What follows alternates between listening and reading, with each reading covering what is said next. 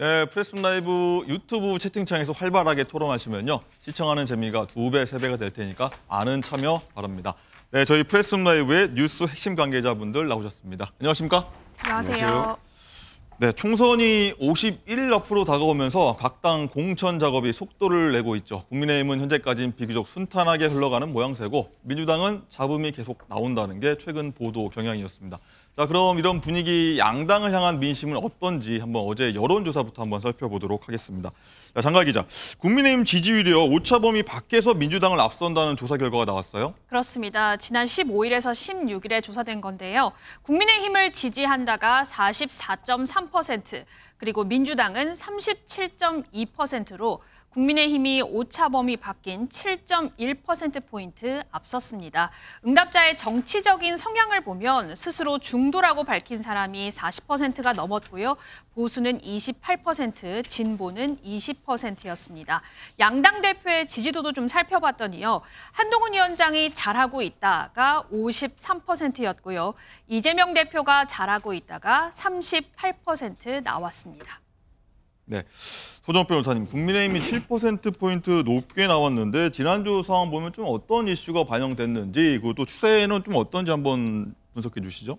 지금 이제 그 대통령 지지율하고요. 네. 그다음에 그 한동훈 위원장 지지율하고 그다음에 국민의힘 지지율이 연동하고 있습니다. 이제 아마 이제 지난주에 그 윤 대통령이 이제 민생 토론이나 그리고 이제 그 의사 정원 문제 이런 게 그 지지율이 반영이 되면서 올라가고 그다음에 그 한동훈 위원장 지지율도 올라가고 있고, 예. 그다음에 이 공천 자체가 국민의힘은 이제 진짜 공천을 하고 있는 거죠. 자본 없이. 그런데 그에 비해서 이제 현재까지는 그렇다는 거죠. 그렇죠. 그런데 민주당은 이제 이재명 대표의 사천 논란부터 임종석 실장 문제 처리해서 한 발자국도 이제 앞으로 나아가지 못하고 있는 거예요. 이런 이제 공천의 차이가 지지율로 차이로 저는 벌어졌다 봅니다. 네, 박지원 부원장님, 일단은 말씀하신 것처럼 지난주 민주당의 어떤 뭐 공천 문제 그리고 비선 논란 등 당내 공천 갈등이 좀 영향을 준 거 아니냐 이런 분석도 나오는데 좀 동의하십니까? 어떠십니까? 여론조사의 흐름이 민주당 쪽으로 좀 나쁘다라는 것은 사실인 것 같아요. 그런데 이제 뭐 비선 논란이 핵심은 아닌 것 같아요. 일단 왜냐면요, 비선 논란을 이야기했는데 당 대표가 직접 전화를 했다고 합니다. 네. 당 대표가 비선은 아니잖아요. 당의 핵심 결정권자지. 이거는 사실은 여당과 언론에서 만든 하나의 좀 호도하는 프레임이 아닌가 이런 생각이 들고요. 예. 저는 이제 여론조사 문제는 이렇게 봅니다. 일단은 이제 표본 추출 문제에서 보수가 8% 정도 더 나왔습니다. 근데 우리나라의 이제 여론 지형이 촛불혁명 이후에는 진보 보수가 거의 비슷합니다. 그런 상황에서 이제 진보가 응답률이 낮은 거예요. 이건 앞서 말씀드린 것처럼 독재 정권이다라고 생각하는 야당 지지층들이 응답에 두려움을 갖고 있다라는 기본적인 설정이 존재하는 거고요. 예. 물론 그럼에도 불구하고 지금 여당이 뭐 얼굴에 뭐 연탄을 묻히던 뭐 어떤 또 이 말씀하신 것처럼 의사들 문제를 가지고 사회적 그 갈등인데 이게 사실 의미 있는 갈등입니다. 만들던 이런 것들을 계속해서 하니까 이슈를 주도하고 있는 건 사실이에요. 이슈를 주도하기 때문에 여론이 지금 긍정적인 흐름으로 가고 있다. 저는 이렇게 평가를 하고 싶고요. 다만 앞서 말씀드린 것처럼 바닥에는 정권 심판론이 깔려 있다. 그 말씀을 드리고 싶네요. 뭐 여론조사의 어떤 성향, 최근 성향까지 한번 개인 의견 주셨고요. 소정욱 변호사님, 여야 대표 지지도 한번 봤는데 한동훈 위원장 긍정평가가 50%가 넘었습니다. 이재명 대표 지지 기반 경기에서도 한 위원장이 높게 나왔거든요. 이 부분은 어떻게 보십니까? 지금 이제 그 한동훈 위원장은 이제 그 공천에 사심이 없어요. 제일 중요한 게 그 사적인 사심이 이제 없어야 되잖아요. 근데 한 위원장은 이제 이거 챙겨줘야 될 정치권의 그 빚이 또 없는 거예요. 근데 이재명 대표는 이제 상대적으로 옛날에 성남시장 할 때 성남시팀, 그 다음에 도지사 할 때 도지사팀, 그리고 이제 이거 또 경선 대선 후보까지 여러 이제 사조직이 있기 때문에 챙겨줄 팀이 많은 거죠. 예. 이 차이가 저는 이제 지지율 차이로 벌어지고 있다. 한마디로 이제 이거 한동훈 위원장의 공천에 대해서 반대하는 분이 노골적으로는 이제 없습니다. 김성태 옛날에 전 의원 강서에 그분도 이제 이거 성복했고, 공천 배제했나요? 그다음에 석동현 우리 그 40년지기 송파도 이제 성복했고, 아예 공개적으로 이제 반기를 든 분은 아직은 안 보입니다. 그만큼 이제 그 시스템 공천, 원칙에 따른 공천, 그리고 이제 사심 없는 공천, 이래서 그 지지율이 상당히 긍정평가 높지 않나 이래 봅니다. 예. 박지원 본자님 어떻게 보십니까? 이 대목에서는? 그래서 뭐 저기 우리 사조직이 있다, 뭐 빛이 있다 이렇게 이야기하시면 좀 곤란하죠. 이거는 우리 이제 공중파에서 이야기할 건 아닌 것 같고요. 방송에서 이야기할 건 아닌 것 같고 좀 품격 있게 이야기를 드리자면은 이재명 대표 같은 경우는 정치를 상대적으로 한동훈 위원장보다 오래 했습니다. 노출되어 있고요, 검증되어 있고요. 그리고 또 이제 비판에 양들이 많이 축적되어 있습니다. 상대적으로 한동훈 비대위원장 같은 경우는 아직도 정치 신인입니다. 그러다 보니까 검증된 측면도 약하고요. 그리고 솔직히 말씀드려서 지금 민주당이 자체 공천 준비를 하는 과정에서 여당에 대한 날카로운 화살을 쏜다거나 한동훈 위원장을 검증하다거나 이런 부분들이 아직도 약한 게 사실입니다. 그래서 제가 봤을 때는 아직은 전쟁도 시작되지 않았다. 시작되지 않았다. 예, 지금은 기존에 있던 인물과 새로운 인물이 들어와서 이미지 싸움 수준이기 때문에 이걸 갖고 앞으로 50일 동안 쭉 간다라고 네. 이렇게 먼저 샴페인을 터뜨리는 것은 곤란하지 않을까 네. 이런 생각이 듭니다. 뒤에서 저희가 차차 오늘 얘기는 한번 나누도록 하겠고요.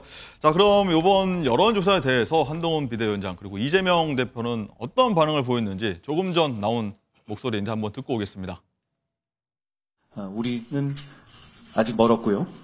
저부터 모든 것을 내려놓고 더 잘하겠다는 말씀드립니다. 제가 처음 이 직을 수락하는 즈음에 9회 말 투아웃에 투스트라이크라는 말씀을 드렸거든요. 지금 우리 국민의힘의 상황은 그때하고 달라진 것이 하나도 없습니다. 우리 모두가 국민만 바라보고 뛰어야 한다는 말씀을 드립니다.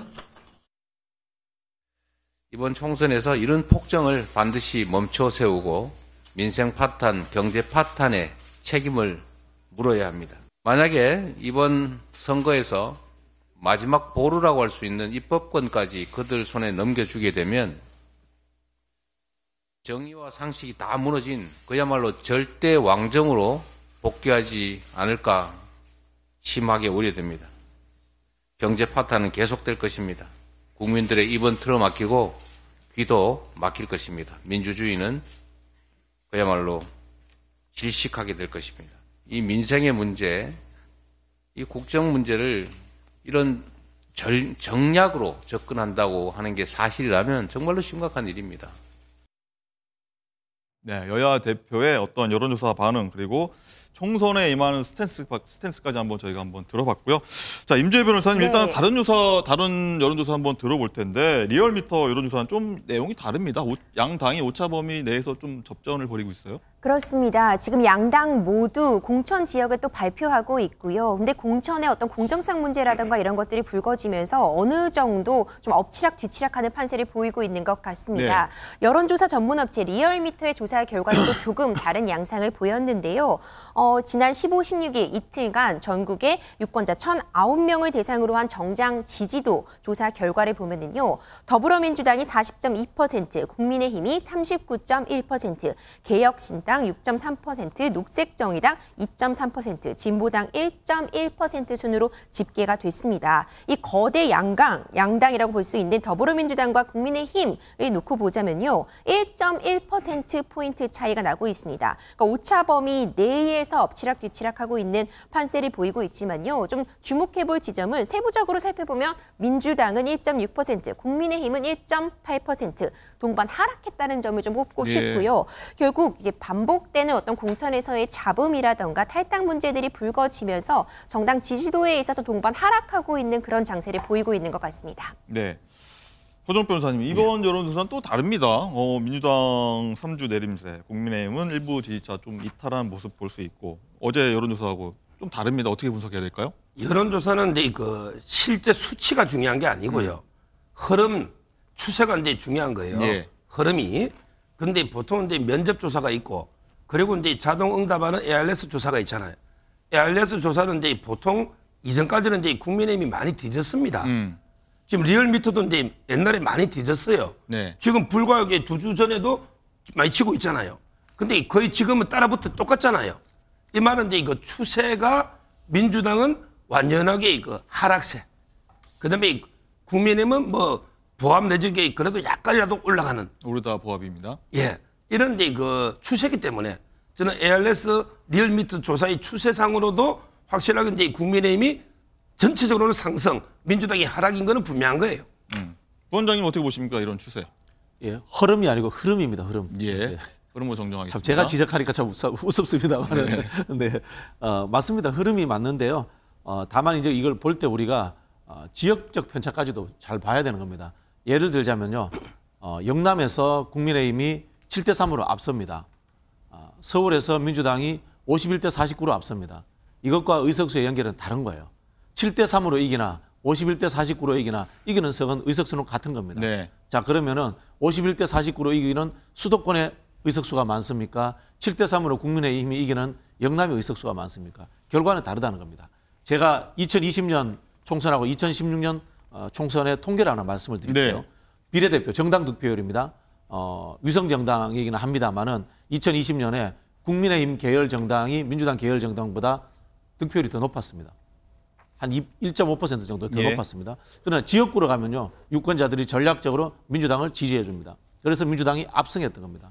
2016년도도 마찬가지입니다. 2016년도에는 민주당이 제가 기억하기로 한 20한 5, 6%밖에 득표를 못했습니다. 국민의힘은 30%대 득표를 했습니다. 그러나 일당은 민주당이 됐습니다. 그래서 이 선거에는 단순히 통으로 보는 여론만 보는 것이 아니라 지역 단위로, 그다음에 국회의원 숫자까지도 보는 그런 좀 지혜가 필요하다, 이런 말씀을 드리겠습니다. 예. 그리고 오늘 여론조사에 처음 등장한 게 개혁신당입니다. 개혁신당이 6.3% 지지율을 얻었다는 조사가 나왔는데 서정욱 변호사님 어떻게 보십니까? 6.3%. 지금 이제 저는 저조하다 봅니다. 옛날에 이제 이준석 개혁신당 혼자일 때도 이제 뭐 저 정도 놓은 경우가 많이 있었거든요. 근데 그 통합을 다 했잖아요. 거의 이제 자기들 말로는 이제 뭐 급조된 텐트지만 빅 텐트라고 네. 여러 개 이제 4-5개 세력이 다 통합을 했는데 그 시너지를 못 내는 거죠. 시너지를. 따라서 이제 뭐 저는 6.3이면 상당히 그 통합의 제3지대 전체적으로는 우리나라가 이제 무당파층은 많아요. 근데 그걸 흡수를 못 하고 있는 거죠. 따라서 상당히 저조한 지지율이다, 이렇게 평가합니다. 저조하다. 박정훈 부원장님도 동의하십니까? 동의합니다. 이거는 컨셉을 잘못 잡은 거죠. 역대로 이제 우리 제3당이 성공한 사례를 보면 안철수당 2016년도에 예. 당 이름 죄송합니다. 기억을 못해서. 그다음 뭐 이인재 후보 이런 사람들도 있고요. 뭐 좀 더 올라가면은 옛날 분이지만 정주영 회장의 국민당 이런 당들이 생각납니다. 그럼 그런 당들은 어떻게 성공했느냐? 컨셉을 분명히 잡았습니다. 누구하고 싸울 것인가? 예를 들자면은 안철수 의원이 만든 2016년 국민의당 같은 경우는 오히려 민주당하고 싸웠습니다. 네. 민주당하고 싸워서 호남을 석권했습니다. 이준석 대표는 지금 문제가 뭐냐면요, 이낙연 대표와 합치면서 누구와 싸워야 될지를 잊어버린 거예요. 본인의 지지도가 왜 올라가느냐? 윤석열 정부로부터 탄압받았다라는 이미지 때문에 올라갔던 거거든요. 그 이미지를 그대로 가지고 정치를 했어야 되는데 예. 이낙연 대표와 합치면서 그게 상쇄돼 버린 거예요. 저는 뭐 지금도 가능성은 있다고 보는 게요. 밑바닥에 국민 정서에서 정권 심판론이 깔려 있기 때문에 이준석 대표가 윤석열 정부와 강하게 붙어서 싸운다면은 지지율은 다시 반등할 가능성도 있다, 그렇게 봅니다. 알겠습니다.